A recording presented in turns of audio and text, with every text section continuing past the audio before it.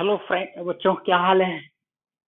आज फिर हम आपके वादे के हिसाब से मैं आपके सामने मौजूद हूँ। मैंने कहा था ना आपको कि मैं कल आपको न्यूमेरिकल्स पढ़ाऊंगा, इसका जो फाइनाइट रॉड के बारे में। तो चलिए हम लोग शुरू करते हैं। वक्त को गवा नहीं, ज़्यादा वक्त नहीं गवाए। चलिए, आपको बहुत काफ़ी टाइम हो गया है, 3:30 बज गया रात का और मैं आपके पास हूँ। नींद नहीं आ रही थी, सोचा मैं चलो आज ही बना लेता हूँ। मैं सोचा था कल बनाऊंगा, लेकिन चलो आज ही बना देते हैं। ठीक है। तो हम लोग क्या करेंगे कि फाइनाइट रॉड जो मैंने कल पढ़ा था, लास्ट क्लास में मैंने लिया था, उसके ऊपर बेस हम कुछ न्यूमेरिकल करेंगे। ठीक है, चलो।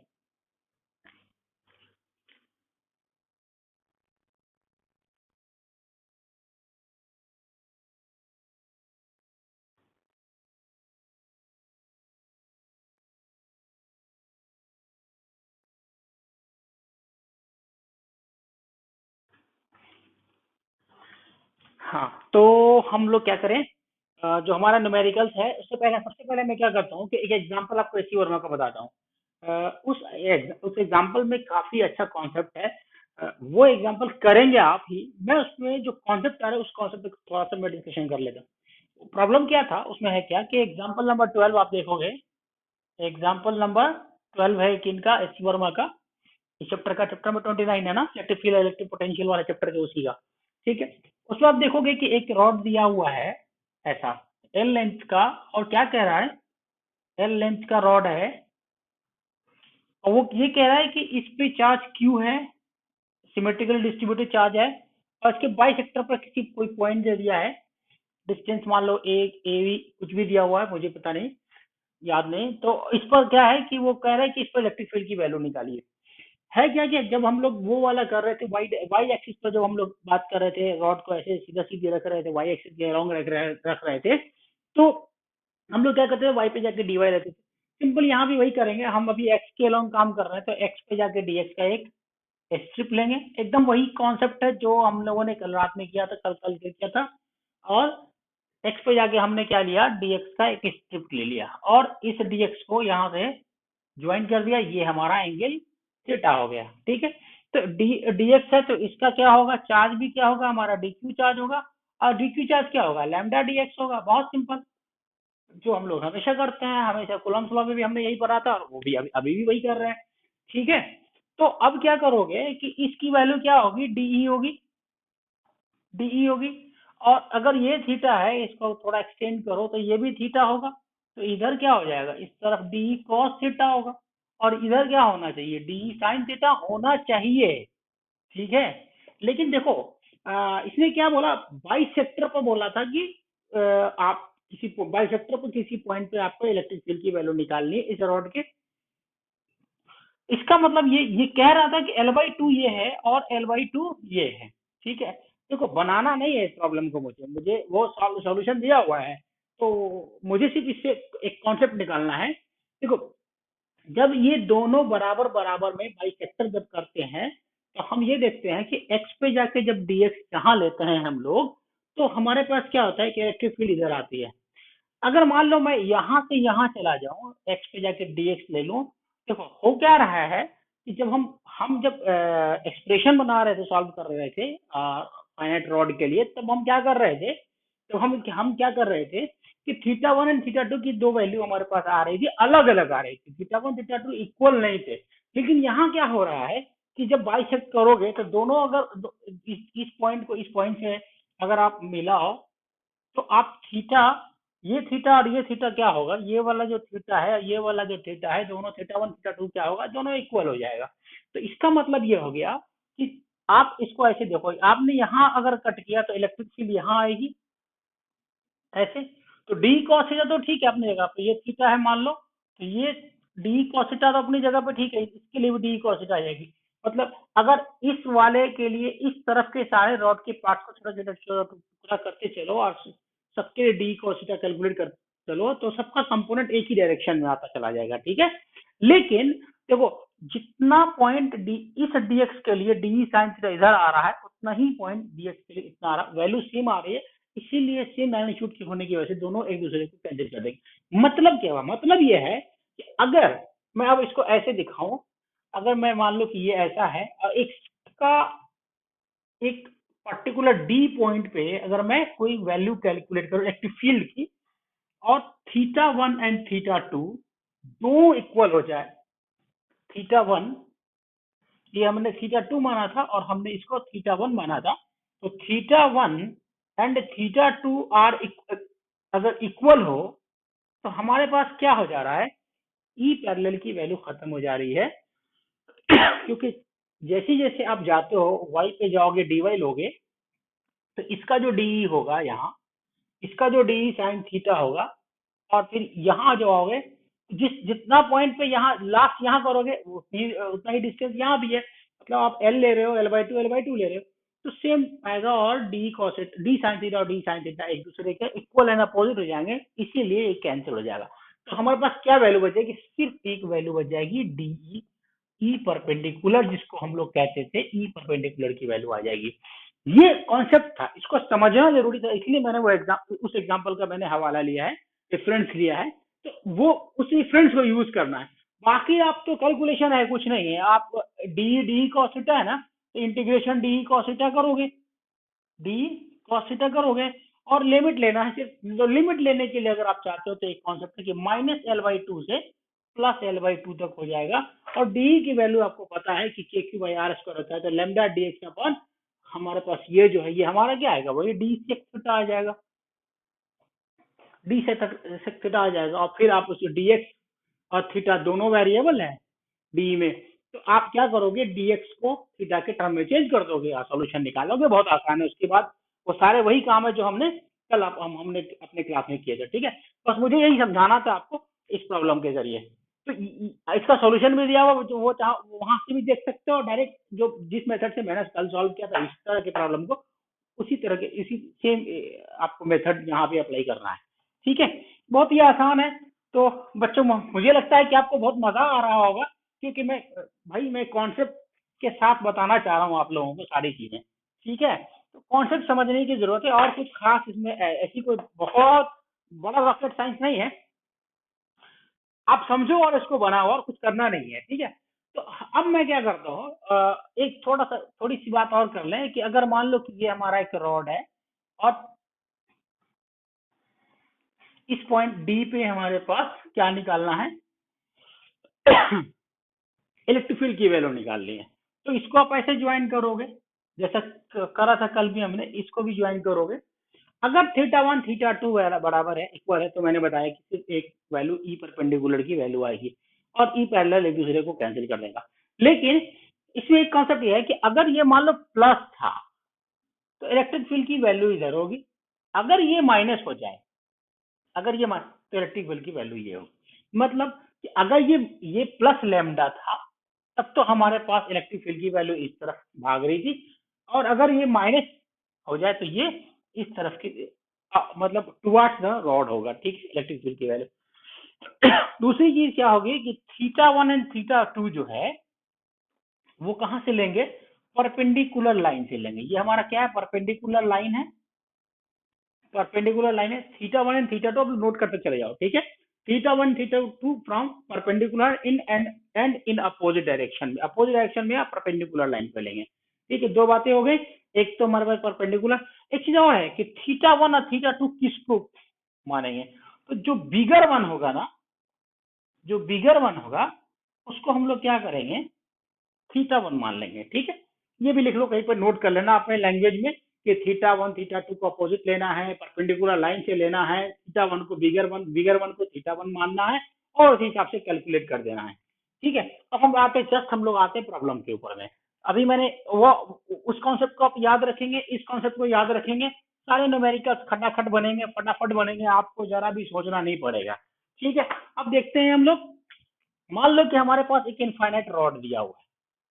अब ये बोल रहा है कि किसी पर्टिकुलर पॉइंट पे यहाँ पर डी दूरी है, डिस्टेंस दिया हुआ है, और पी पॉइंट पे आप इलेक्ट्रिक फील्ड की वैल्यू निकालो, और ये क्या दिया हुआ है, lambda coulomb per metre, coulomb per metre, ठीक है। तो ये चार्ज डेंसिटी दिया हुआ, वो तो आपको पता ही है, पहले से ही पता है, हम लोग linear charge continuous distribution of charge हम लोग पढ़ रहे थे, तो हम लोग बहुत अच्छे से इसको समझे थे, ठीक है।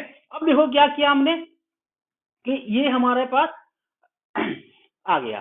हम मेरे पास तो सिंपल फार्मूला है, एक तो हमारे पास ये ई परपेंडिकुलर होना चाहिए और ये हमारा ई पैरेलल होना चाहिए।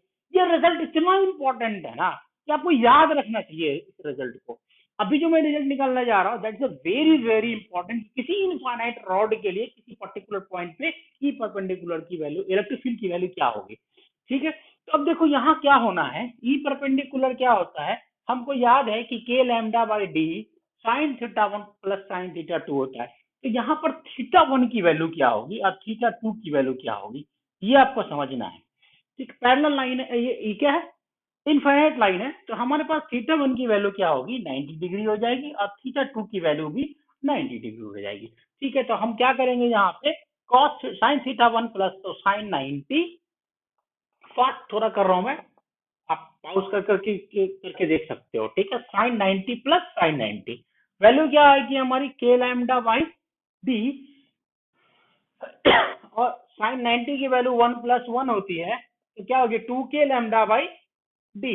ये इतना इंपॉर्टेंट रिजल्ट है कि आपको कहाँ कहाँ घुमाएगा, ये आपको मजा आएगा जब हम डाइपोल पढ़ेंगे ना, तो डायरेक्ट इस रिजल्ट का इस्तेमाल भी करेंगे। ठीक है, और इसके बाद अभी एक प्रॉब्लम इस पे करेंगे तो समझ में आएगा। अब अगर मैं ई पैरेलल की बात करूं तो आपके पास क्या है, के lambda upon D cos theta to, cos theta cos 90 minus cos 90, value क्या आ गई, जीरो आ गई। इसका मतलब ये हो गया कि अगर इनफाइनाइट रॉड है, अगर इनफाइनाइट रॉड है या वायर है जो भी है, इस पर इसके किसी परपेंडिकुलर पॉइंट पे अगर आपको इलेक्ट्रिक फील्ड की वैल्यू निकालनी है इस पॉइंट पे, तो इसकी टोटल वैल्यू क्या होगी, इलेक्ट्रिक फील्ड की वैल्यू क्या होगी 2 के लैम्डा बाई डी। ये बहुत इंपॉर्टेंट रिजल्ट है, इस रिजल्ट को एकदम से याद कर लो, जैसा कि मुझे भी याद है। याद तो नहीं रहता यार, लेकिन तुम्हें याद रखना जरूरी होगा। ठीक है, मैं तो एक्सप्रेशन करके निकाल सकता हूँ, लेकिन आपको डायरेक्ट याद रखना बहुत इंपॉर्टेंट, इस कॉन्सेप्ट को समझना और इस रिजल्ट को याद रखना। ठीक है, अब चलो हम लोग देखते हैं इसको, इसी प्रॉब्लम को मैं दूसरे तरीके से देख रहा हूँ। अब देखो, अगर मैं बोलूं कि भैया ये लाइन मैंने हटा दी, मैं यहां से स्टार्ट होकर इनफाइनाइट की तरफ जा रहा हूं, तो अभी आपको फिर कुछ करना नहीं है यार, सेम काम है। आपको सोचना है कि थीटा वन की वैल्यू क्या होगी, वो तो 90 होगी। ठीक है, थीटा टू की वैल्यू क्या होगी, आप सोचो और बताओ। स्क्रीन को पॉज करो और थोड़ी देर के लिए सोचो कि थीटा टू की वैल्यू क्या होगी। तो थीटा टू की वैल्यू क्या होगी, थीटा टू की वैल्यू होगी जीरो। ठीक है, तो अब क्या कर सकते हैं हम लोग, ई परपेंडिकुलर की वैल्यू क्या आएगी, के लैम्डा बाई डी, जो मैंने एक्सप्रेशन निकाला, एक्सप्रेशन तो आपको याद ही है। ठीक है, के लैम्डा बाई डी और sine theta one plus sine theta two, तो साइन 90 प्लस साइन 90 क्या होगा हमारे पास, साइन 90 प्लस साइन 0 डिग्री, तो क्या होगा के लैम्डा बाई डी आएगा। ई पैरेलल निकालोगे तब भी वही वैल्यू आएगी, के लैम्डा बाई डी आएगी। ठीक है, तुम करके देख लो, इजी है, कुछ नहीं है, cos theta two minus cos theta one, sine 90 minus cos theta two मतलब sine cos 0 degree, cos zero की वैल्यू 1 होती है, माइनस कॉस 90 डिग्री क्या होती है, 0 होती है। तो क्या वापस के लैम्डा बाई डी आ जाएगा। अब हमारे पास क्या आया, ये भी के लैम्डा बाई डी आया और ये भी के लैम्डा बाई डी आया। तो रिजल्टेड यहाँ कहीं होगा बीच में। वेक्टर एडिशन आपको याद ही है, कैसे करते हैं हम लोग वेक्टर एडिशन। ठीक है, तो हमारे पास क्या आ जाएगा, √2 के लैम्डा बाई डी, देखो आंसर आ गया। ठीक है, वो कैसे निकाले, ई नेट की वैल्यू आप निकाल सकते हो, ई नेट बोल करके ऐसा कर दो, के लैम्डा बाई डी का whole square plus k lambda by d का whole square plus 2 k lambda by d, 2 k lambda by d का whole square into cos 90 degree. Cos 90 degree की value क्या होती है आपको पता है, तो ये वैल्यू आ जाएगी √2 के लैम्डा बाई डी। ये जो हो गया दो तीन प्रॉब्लम हो गया, फटाफट मैंने किया, इसलिए 3 प्रॉब्लम मैंने सॉल्व कर दी। अब देखो, आपको क्या करना है, आपको रुक रुक के देखना है। ठीक है, समझना है, थोड़ा रात रात ज्यादा हो गई यार इसीलिए, और कोई बात नहीं है। कि अब देखो नया प्रॉब्लम हम करते हैं। अभी आपको एक ये वाला जो रिजल्ट मैंने बोला वो याद रखना है, और एक कॉन्सेप्ट है अभी एसएचएम का। देखो, हर प्रॉब्लम के बाद मैंने आपको प्रॉब्लम बताया है टाइम पीरियड निकालने के लिए। मैंने हर जगह क्या किया है, हर every problem with the Coulomb's law and electric field मैंने क्या किया, एसएचएम को साथ साथ ऐड कर दिया है। ठीक है,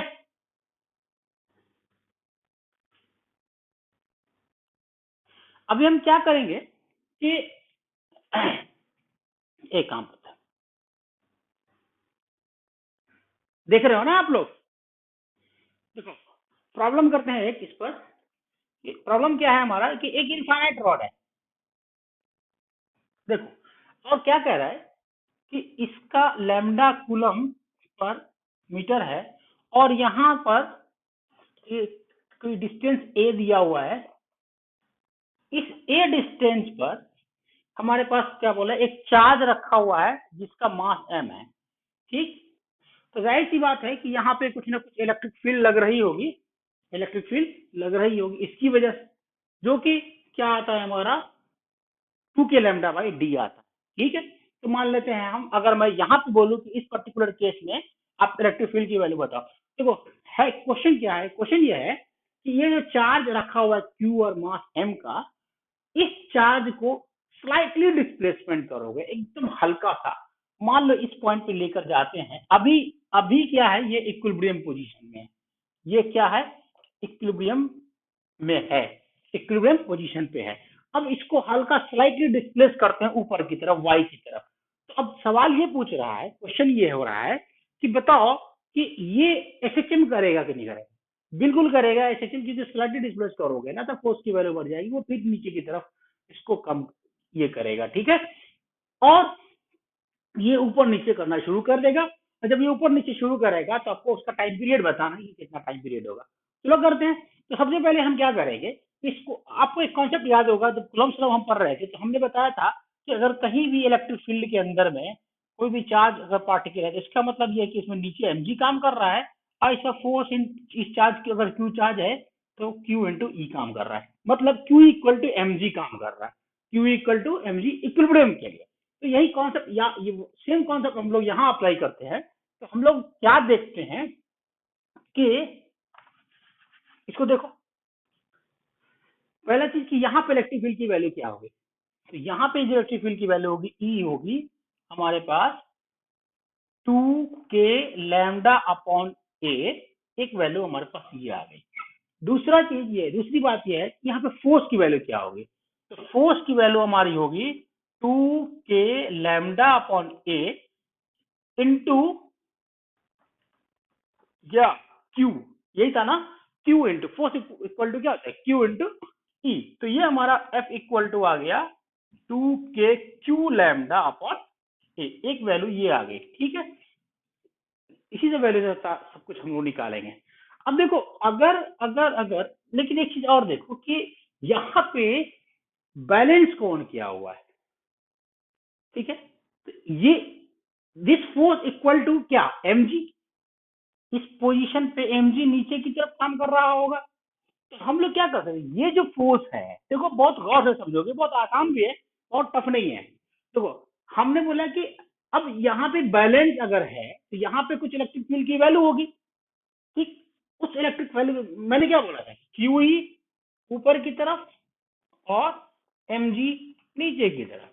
तो यहाँ पे q तो ऑटोमेटिकली आपके पास है ही, इलेक्ट्रिक फील्ड की वैल्यू ये है, तो हमारे पास ये फोर्स क्यू ही है, तो फोर्स क्यू ई, इसका मतलब ये हो गया कि आपके पास जो वैल्यू है वो 2k Q lambda upon a equal to mg है। ये दोनों एक दूसरे को बैलेंस कर रहा, एग्जैक्टली यार, आपको पता ही है कि ये बैलेंस करता है, ठीक है।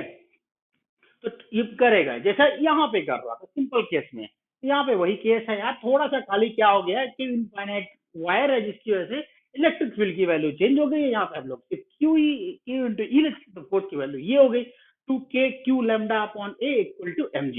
इस रिलेशनशिप को याद रखो। अब देखो, अगर मैं थोड़ा सा डिस्प्लेस कर दूं, डिस्प्लेस करूंगा तो ये डिस्टेंस कितना हो जाएगा, a प्लस वाई, है कि नहीं है, बिल्कुल है। तो a प्लस वाई है, तो अब इलेक्ट्रिक फील्ड की वैल्यू, फोर्स की वैल्यू क्या होगी इस कंडीशन में अगर आप निकालोगे, तो आप पहले तो इलेक्ट्रिक फील्ड की वैल्यू निकाल लो कितनी होती है। तो इलेक्ट्रिक फील्ड की वैल्यू ई जो होगी वो हमारी होगी, कितनी होगी देख लो, 2k लैम्डा इंटू ए अपॉन ए प्लस वाई, ये हमारी इलेक्ट्रिक फील्ड की वैल्यू हो जाएगी। इसके लिए तो बात बराबर ही की, डिस्टेंस डी रखो या ए प्लस वाई रखो, बात तो एक ही है। इलेक्ट्रिक फील्ड की वैल्यू अब इतनी आ जाएगी। जब इतनी वैल्यू आ जाएगी तो फोर्स की वैल्यू क्या होगी? तो फोर्स की वैल्यू हो जाएगी 2k क्यू लैम्डा अपॉन ए प्लस वाई। ठीक है, ये आ गया आपका। अब इसको सॉल्व कैसे करना है? अब हम करना क्या चाहते हैं?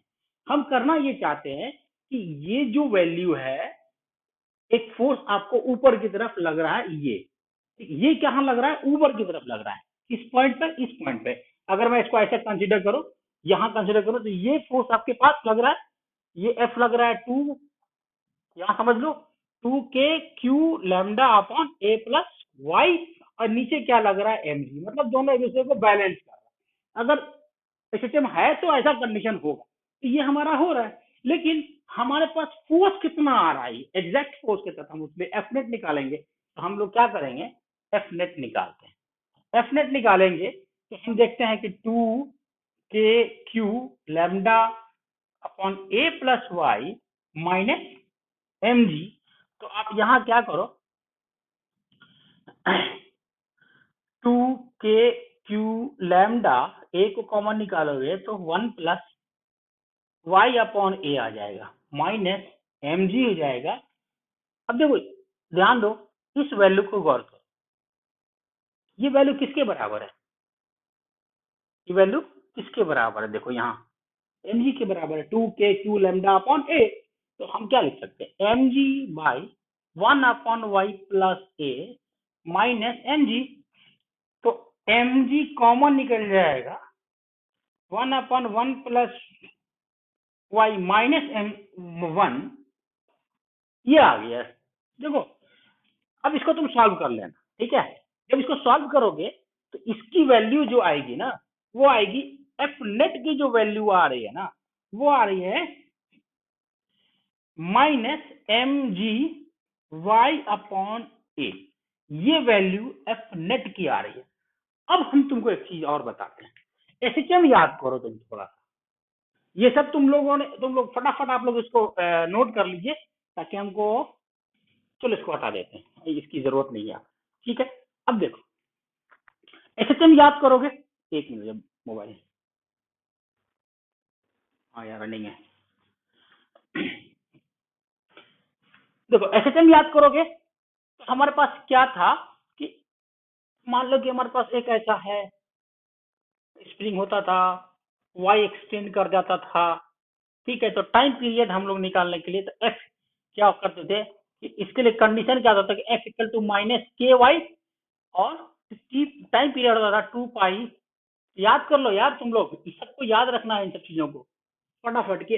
अगर ये एक्स में होता था, ये क्या, कौन सा, किसका, किसकी नकल है ये यार? एफ इक्वल टू माइनस के एक्स, याद करो यार, ये स्टोरिंग फोर्स, यहाँ ये स्टोरिंग फोर्स माइनस के इंटू वाई, मैंने क्योंकि वाई डायरेक्शन में इसको हम रोटेट करा रहे हैं, इसलिए मैं क्या ले रहा हूँ, माइनस के वाई के टर्म में ले रहा हूँ। यहाँ हमारे पास वही आया है।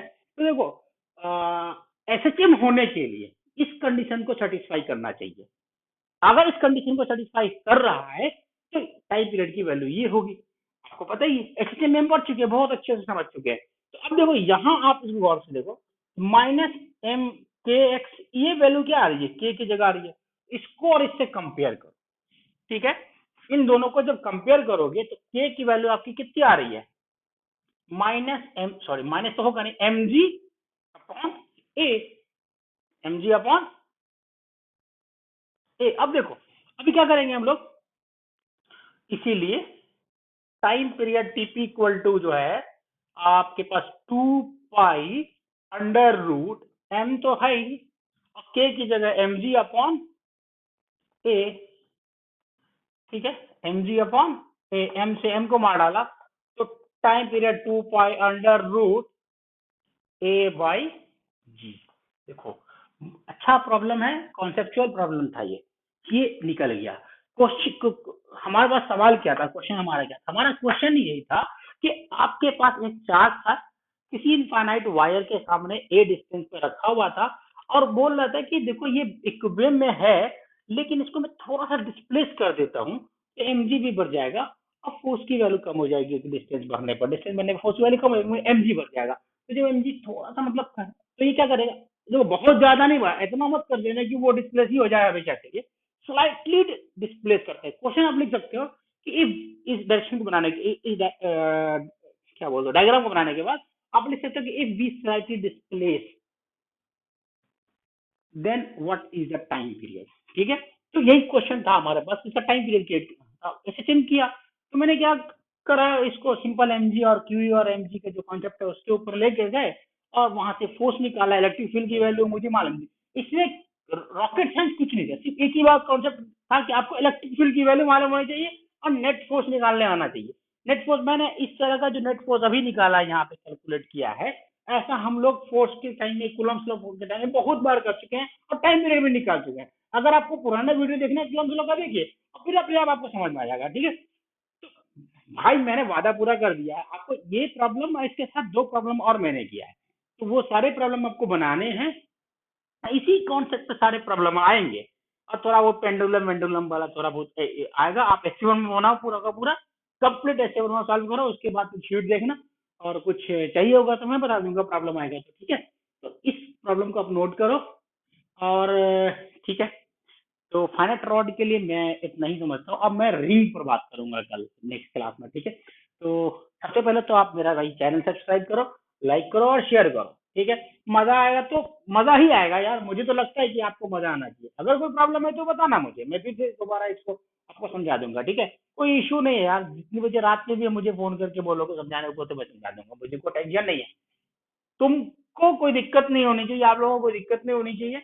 इस प्रॉब्लम को बनाओ, इससे पहले वाला भी जो मैंने कॉन्सेप्ट समझो, और जो एच वर्मा का 12 नंबर एग्जाम्पल है उसको भी इसी कॉन्सेप्ट के साथ बना करके एक ही जगह रखना सबको। ठीक है, ताकि आपको नीट और जी के एग्जामिनेशन से बिफोर आपको कोई रिवीजन करने में कोई टेंशन नहीं हो। ठीक है, चलो ठीक है, तो हम लोग फिर नेक्स्ट क्लास में मिलते हैं। रिंग के अकॉर्डिंग हम लोग, वो आसान है थोड़ा सा। ठीक, चलो ओके बाय।